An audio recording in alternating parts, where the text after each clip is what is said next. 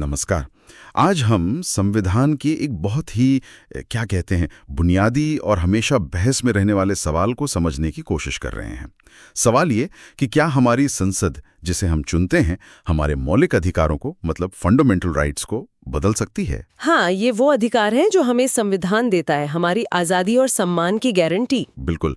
और हमारे पास कुछ बहुत ही अहम अदालती फैसले हैं जिनका हम आज विश्लेषण करेंगे, जो इस सवाल का जवाब परत दर परत खोलते हैं। तो चलिए इस सफर को समझते हैं कि कैसे अदालतों ने संसद की शक्ति और हमारे अधिकारों की सुरक्षा के बीच एक संतुलन बनाने की कोशिश की है। बिल्कुल। और ये जानना भी जरूरी है कि ये खींचतान कोई नई नहीं है। संविधान लागू होने के लगभग फौरन बाद ही ये सवाल उठ खड़ा हुआ था। मतलब पहला बड़ा सवाल यही था कि अनुच्छेद 368 जो संसद को संविधान बदलने की शक्ति देता है, क्या वो शक्ति मौलिक अधिकारों पर भी लागू होती है? क्या वो उन्हें भी कम या ज्यादा कर सकती है? हाँ, और यहीं से पूरी कहानी शुरू होती है। तो देखते हैं कि अदालतों ने समय के साथ इस पहेली को कैसे सुलझाया। शुरुआत करते हैं 1951 के शंकरी प्रसाद बनाम भारत संघ मामले से। देश नया था, संविधान ताज़ा था। हाँ, बिल्कुल। और ये बड़ा सवाल कोर्ट के सामने। सवाल सीधा था, क्या संसद मौलिक अधिकारों में फेरबदल कर सकती है? हाँ, और इसके पीछे वजहें थीं। सरकार जमींदारी खत्म करने जैसे बड़े सुधार लाना चाहती थी। अच्छा। और संपत्ति का अधिकार जो तब मौलिक अधिकार था वो आड़े आ रहा था। तो टकराव हुआ? हाँ, तो सुप्रीम कोर्ट ने तब कहा हाँ, संसद कर सकती है। अच्छा, मतलब पहले ही राउंड में संसद जीत गई। कोर्ट ने ऐसा क्यों माना? कोर्ट का तब का तर्क ये था कि अनुच्छेद 368 वो संसद को संविधान के किसी भी हिस्से में मतलब किसी भी हिस्से में संशोधन की पूरी शक्ति देता है, बिना किसी रोक टोक के। हाँ, उनके हिसाब से मौलिक अधिकार भी शामिल थे उसमें। और एक और अहम बात कही कोर्ट ने कि जो संविधान संशोधन है वो अनुच्छेद 13(2) के तहत कानून या लॉ नहीं है। अच्छा, अनुच्छेद 13(2) तो कहता है कि कोई ऐसा कानून नहीं बनेगा जो मौलिक अधिकार छीने। बिल्कुल। तो कोर्ट ने कहा कि संविधान संशोधन कोई आम कानून नहीं है, वो अलग है, इसलिए अनुच्छेद 13 की रोक उस पर लागू नहीं होती। समझ गया। तो शुरुआत में संसद का रास्ता साफ था, सामाजिक सुधारों के लिए। फिर 1965 में सज्जन सिंह बनाम राजस्थान राज्य, इसमें भी यही बात दोहराई गई। हाँ, मोटे तौर पर सज्जन सिंह मामले में भी बहुमत ने शंकरी प्रसाद वाले फैसले को ही माना। हालांकि इस बार 2 जज थे जिन्होंने थोड़ी अलग राय रखी थी, जस्टिस हिदायतुल्ला और जस्टिस मुदोलकर। उन्होंने सवाल उठाया था कि क्या मौलिक अधिकार इतने हल्के हैं कि संसदों ने बदल दे, पर बहुमत का फैसला वही रहा। तो मतलब पहले करीब 15 साल तो यही स्थिति रही कि संसद की शक्ति लगभग असीमित है। लेकिन फिर आया 1967 का गोलकनाथ बनाम पंजाब राज्य मामला, और कहते हैं यहां से पासा पलट गया। हाँ, बिल्कुल। ये एक बड़ा टर्निंग पॉइंट था। गोलकनाथ केस में सुप्रीम कोर्ट ने अपना ही पिछला नजरिया बदल दिया पूरी तरह से। हाँ, 11 जजों की बेंच बैठी और 6-5 के बहुमत से फैसला आया कि संसद मौलिक अधिकारों में संशोधन नहीं कर सकती। अरे बिल्कुल उलट, पहले हाँ फिर एकदम ना। ऐसा क्यों? क्या तर्क दिया कोर्ट ने? कोर्ट का मुख्य तर्क ये था कि मौलिक अधिकार वो एक तरह से प्राकृतिक अधिकार हैं, नेचुरल राइट्स। संविधान तो बस उन्हें पहचान और सुरक्षा देता है, उन्हें सर्वोच्च माना गया, ट्रांसेंडेंटल और अलंघनीय, मतलब जिन्हें बदला ना जा सके, इम्यूटेबल।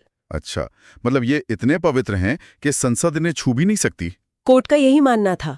उन्होंने कहा कि अनुच्छेद 368 सिर्फ संशोधन का तरीका बताता है, वो संसद को असीमित ताकत नहीं देता, खासकर मौलिक अधिकारों को छीनने की। और उन्होंने ये भी कहा कि अनुच्छेद 368 वाला संशोधन भी अनुच्छेद 13(2) के तहत कानून ही माना जाएगा, और अगर वो मौलिक अधिकार का उल्लंघन करे तो शून्य होगा। तो ये तो सीधा टकराव हो गया संसद और न्यायपालिका के बीच। संसद ने कैसे लिया इसे? जाहिर है संसद को ये पसंद नहीं आया। उन्हें लगा कि उनकी शक्ति कम की जा रही है। इसी के जवाब में संसद ले आई 24वां संविधान संशोधन 1971 में। उसमें क्या था? उसमें साफ साफ लिख दिया कि अनुच्छेद 368 के तहत संसद को मौलिक अधिकारों समेत संविधान के किसी भी हिस्से को बदलने की पूरी शक्ति है, और ऐसा संशोधन अनुच्छेद 13 के तहत कानून नहीं माना जाएगा। गोलकनाथ के फैसले को काटने की कोशिश थी ये। अच्छा, तो संसद ने पलटवार किया। हाँ, और फिर 25वां संशोधन भी आया संपत्ति के अधिकार को लेकर। इसी गहमा-गहमी के माहौल में आया वो ऐतिहासिक केस 1973 का केशवानंद भारती बनाम केरल राज्य। केशवानंद भारती, हाँ, इसका जिक्र तो बार बार आता है। कहते हैं इसने सब कुछ बदल दिया। क्या हुआ इसमें? कोर्ट ने क्या रास्ता निकाला? रास्ता बिल्कुल नया था। न तो पूरी तरह गोलकनाथ वाला, न ही शंकरी प्रसाद वाला, हाँ, एक बीच का रास्ता निकाला गया।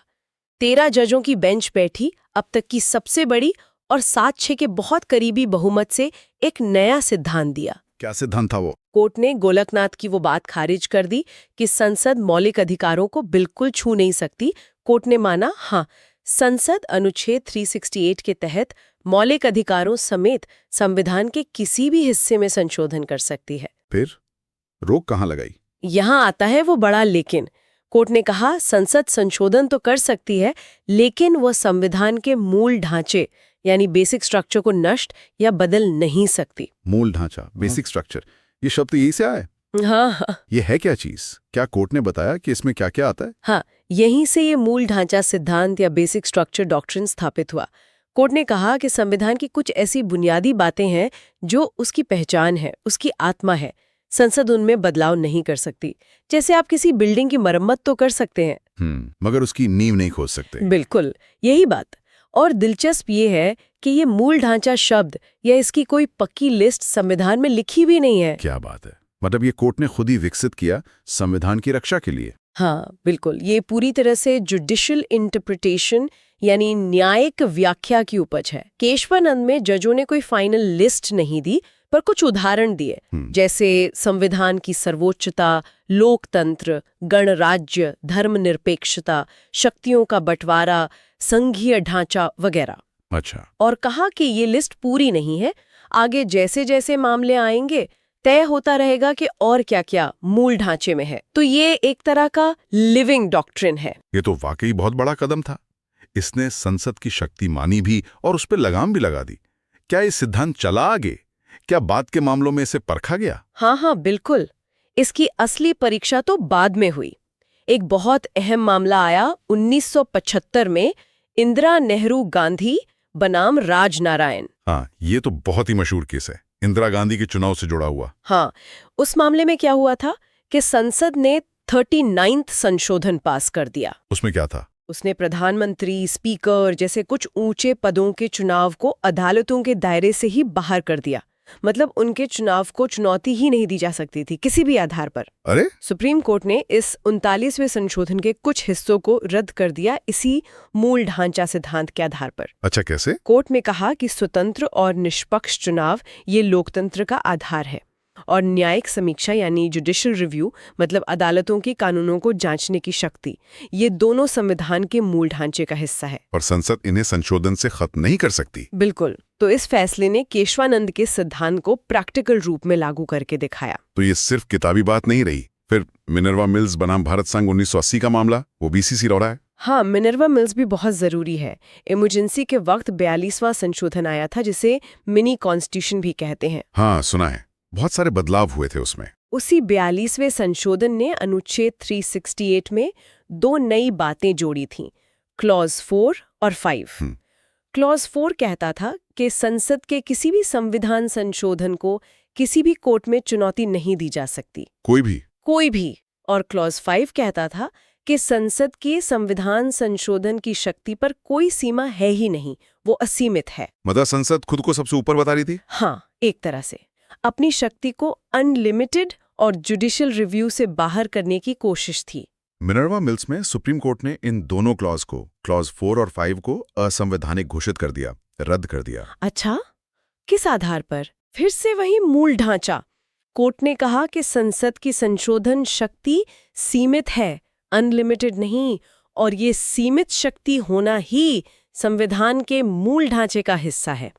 और ये भी कहा कि न्यायिक समीक्षा भी मूल ढांचे का हिस्सा है, संसद इसे छीन नहीं सकती। और एक और बहुत महत्वपूर्ण बात कही कि मौलिक अधिकार भाग 3 और नीति निर्देशक तत्वों भाग 4 के बीच जो संतुलन है वो भी मूल ढांचे का हिस्सा है। आप एक को दूसरे पे पूरी तरह हावी नहीं कर सकते। वाह, ये संतुलन वाली बात बहुत गहरी है। तो मिनर्वा मिल्स ने मूल ढांचे को और मजबूत किया। बिल्कुल। संसद की असीमित शक्ति के दावे को पूरी तरह खारिज कर दिया। इसके बाद 1981 में वॉमन रॉ बनाम भारत संघ मामला। इसमें क्या खास था? वमन राव का मुख्य काम था मूल ढांचा सिद्धांत के लागू होने की तारीख तय करना। एक कंफ्यूजन था कि ये सिद्धांत कब से लागू माना जाए। हाँ, मतलब पुराने संशोधनों पर भी लागू होगा या नहीं? कोर्ट ने वमन राव में साफ कर दिया कि मूल ढांचा टेस्ट सिर्फ उन्हीं संशोधनों पर लागू होगा जो केशवानंद भारती फैसले की तारीख यानी 24 अप्रैल 1973 के बाद किए गए हैं। अच्छा, एक कट ऑफ डेट तय हो गई। हाँ, इससे पहले के संशोधनों को इस आधार पर चैलेंज नहीं किया जा सकता। इसने काफी हद तक पिछली अनिश्चितता खत्म कर दी। ठीक है। और फिर इस कहानी में एक और अहम पड़ाव 2007 का आर कोयलो बनाम तमिलनाडु राज्य मामला। ये 9वीं अनुसूची से जुड़ा था, है ना? हाँ, 9th स्केड्यूल। वो एक तरह का सुरक्षा कवच जैसा बन गया था कानूनों के लिए। कैसे? संविधान में अनुच्छेद 31B के तहत ये 9वीं अनुसूची बनी थी। इसमें जो कानून डाल दिए जाते थे उन्हें इस आधार पर कोर्ट में चुनौती नहीं दी जा सकती थी कि वो मौलिक अधिकारों का उल्लंघन करते हैं। शुरुआत में तो ये भूमि सुधार कानूनों के लिए था, पर धीरे धीरे सरकारें इसमें हर तरह के कानून डालने लगी ताकि कोर्ट की जांच से बच जाए। हाँ, एक तरह से जुडिशियल रिव्यू से बचने का रास्ता बन गया था। तो कोयलो केस ने इस रास्ते पर रोक लगाई। बिल्कुल। आर कोयलो में 9 जजों की बेंच ने एकमत से फैसला दिया कि 9वीं अनुसूची खुद संविधान से ऊपर नहीं है। कोर्ट ने कहा कि अगर कोई कानून 24 अप्रैल 1973 यानी केशवानंद की तारीख के बाद 9वीं अनुसूची में डाला गया है तो उसे पूरी तरह से इम्यूनिटी नहीं मिलेगी, उसे भी परखा जाएगा। किस आधार पर? इस आधार पर कि क्या वो मौलिक अधिकारों का उल्लंघन करता है और क्या वो उल्लंघन इतना गंभीर है कि वो संविधान के मूल ढांचे को ही नष्ट कर रहा है। अच्छा। अगर कोई कानून भले ही 9वीं अनुसूची में हो, मूल ढांचे को नुकसान पहुंचाता है तो उसे रद्द किया जा सकता है। मतलब 9वीं अनुसूची भी मूल ढांचे की लक्ष्मण रेखा पार नहीं कर सकती। वाह, तो मतलब कोई भी रास्ता नहीं छोड़ा जिससे मूल ढांचे को अनदेखा किया जा सके। तो अगर हम इस पूरी कहानी को, इस सफर को संक्षेप में देखें, 1951 से 65 तक संसद सब कुछ बदल सकती है, मौलिक अधिकार भी। हाँ। 1967 गोलकनाथ, संसद मौलिक अधिकार बिल्कुल नहीं बदल सकती ना। और फिर 1973 केशवानंद भारती से लेकर आज तक, कोयलो तक, संसद सब बदल सकती है, मौलिक अधिकार भी, मगर संविधान के मूल ढांचे को छेड़े बिना। हाँ, लेकिन वाला जवाब बिल्कुल सही सारांश है। ये सारे मामले यही दिखाते हैं कि भारत में मौलिक अधिकार सिर्फ मामूली कानूनी अधिकार नहीं है, वो हमारे संविधान की, उसकी आत्मा है, उसकी नींव का हिस्सा है। और संसद भले ही वो लोगों की इच्छा का प्रतिनिधित्व करती हो, उसे संविधान बदलने का अधिकार तो है, पर मनमाना नहीं। न्यायपालिका ने एक तरह से संविधान के गार्डियन के तौर पर ये संतुलन बनाया है मूल ढांचा सिद्धांत के जरिए। तो आज हमने देखा कि कैसे कोर्ट के फैसलों ने धीरे धीरे ये तस्वीर साफ की कि संसद की शक्ति और नागरिकों के अधिकारों के बीच क्या रिश्ता है, और मूल ढांचा सिद्धांत इस पूरी कहानी के केंद्र में रहा है। हाँ, और ये हमें एक बहुत ही दिलचस्प नुक्ते पर लाता है जिसकी हमने बात भी की थी। ये मूल ढांचा या बेसिक स्ट्रक्चर, ये शब्द संविधान में कहीं लिखा नहीं है। हाँ, ये बात तो है। इसे पूरी तरह से न्यायपालिका ने ही समय के साथ बनाया है, परिभाषित किया है। तो सोचने वाली बात यह है कि संविधान का इतना अहम सिद्धांत जो संसद की शक्ति पर लगाम लगाता है, वो न्यायपालिका द्वारा बनाया गया है, लिखा हुआ नहीं है। इसके क्या फायदे हैं और क्या इसमें कुछ चुनौतियां भी हो सकती हैं, जैसे शक्तियों के बंटवारे को लेकर? हाँ। इस पर सोचना वाकई दिलचस्प है कि एक अलिखित, जज निर्मित सिद्धांत हमारे लोकतंत्र को कैसे चलाता है और प्रभावित करता है। ये एक सवाल है जिस पर शायद आगे भी बहस जारी रहेगी।